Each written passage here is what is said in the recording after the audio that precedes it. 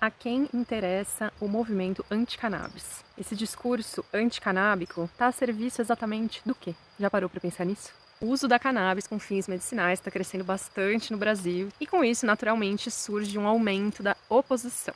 Com alguma frequência eu recebo por aqui esses questionamentos ou essas falas que são contra o uso da planta ou que questionam evidência científica do tratamento, que critica o movimento ativista que visa aumentar acesso a esse tratamento para as pessoas, que visa descriminalizar pessoas que usam a planta para o seu bem-estar. E eu sempre fico me perguntando a quem que esse comportamento beneficia.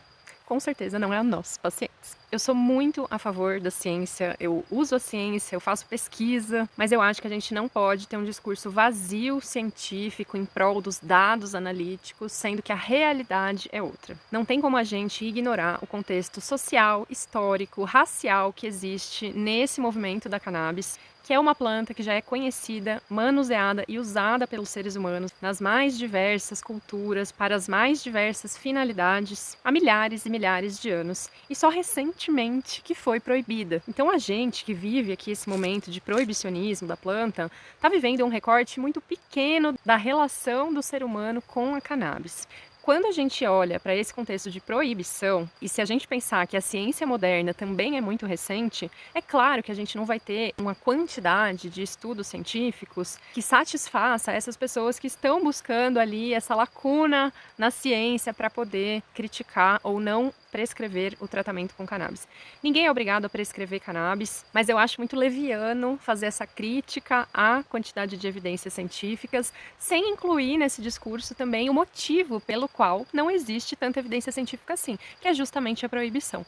Como é possível fazer estudos controlados, com qualidade, com uma substância que na maioria dos países até um tempo atrás era proibida? Muitas vezes esse discurso anticanábico também vem carregado de uma suposta bondade, uma suposta preocupação com o paciente, porque as pessoas estão usando substâncias que não têm comprovação científica. E eu fico me indagando se essas mesmas pessoas consideram que os medicamentos alopáticos, que a indústria farmacêutica de fato está muito preocupada com a nossa saúde. Eu acho que não.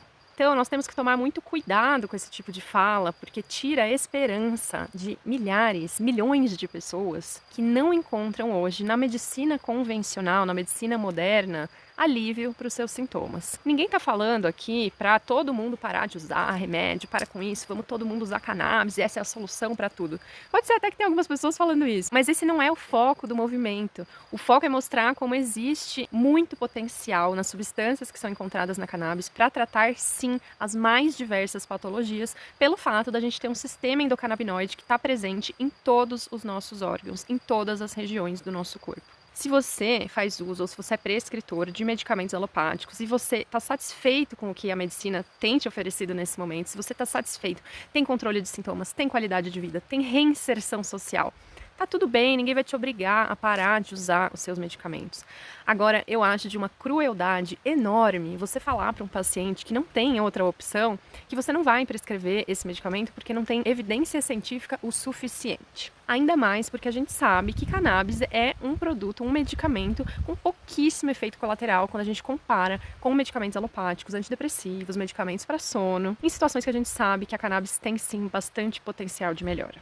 E tem uma outra coisa que eu acho muito problemática nesse discurso, que é a arrogância da ciência moderna, a arrogância desses pesquisadores em querer descredibilizar e invalidar anos e anos de saberes que vêm de outros lugares e que fizeram a sociedade, por muito tempo, conseguir cuidar da própria saúde de maneiras mais naturais.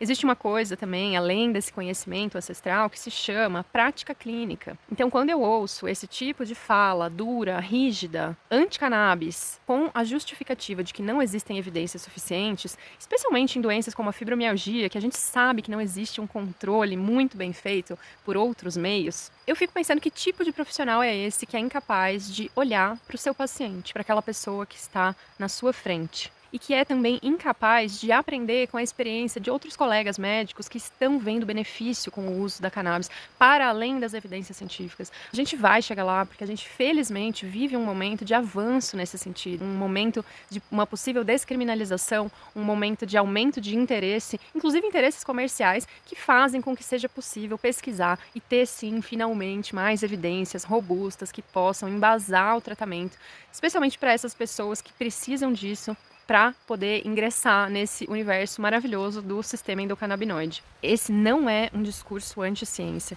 esse é um apelo e um convite à reflexão do porquê que a gente está sendo tão resistente com o uso da cannabis e um questionamento se nós queremos ser as pessoas que estão apegadas a conceitos do passado ou pessoas que estão dispostas a experimentar, a conhecer o que é novo, que de novo, na verdade, não tem nada. Você é livre para não ser favorável a esse tratamento, para ter a preferência de usar outros tipos de tratamento no seu cuidado com a saúde, mas não atrapalhe o movimento de tantas pessoas que estão dependendo dessa planta para ter mais saúde.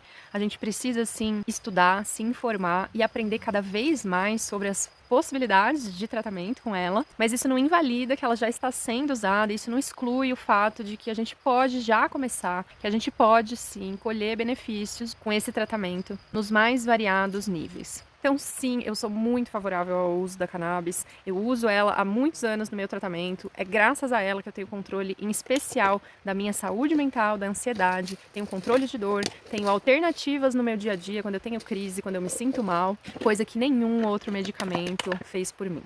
Então é isso, eu vou continuar falando aqui dessa plantinha do meu coração e fazer a minha parte para acabar com o preconceito, com as resistências e aumentar acesso à informação e também ao tratamento, que a gente só vai conquistar com educação, com informação.